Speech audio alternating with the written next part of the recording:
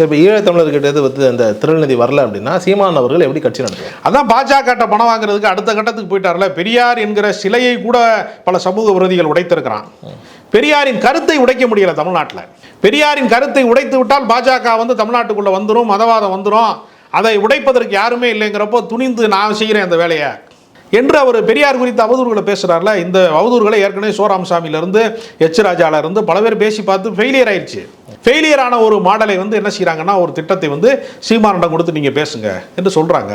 அதனால் அவர் வந்து RSS குருமூர்த்தியிலேருந்து, auditor குருமூர்த்தியிலேருந்து, கோபால்ஜியிலேருந்து பல பேரை போய் பார்க்குறாரு என்று நாம் தமிழர் கட்சியிலிருந்து வெளியேறிய மாநில ஒருங்கிணைப்பாளர் ஜெகதீசன் பாண்டியன்லாம் சொல்கிறார்.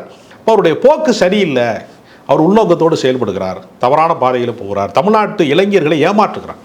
நமக்கு பிரச்சனை என்னன்னா, அவர் சீட்டிங் பண்ணுறதல்ல, அவரை நம்பி ஒரு கூட்டம் இருக்கிறது, இளைஞர் கூட்டம், அவர்களை அவர் தவறாக வழி நடத்துகிறார் என்கிற வருத்தத்தில் பல பேர் நாம் தமிழர் கட்சியை விட்டு கூட்டம் கூட்டமாக வெளியே இருக்கிறார்கள்.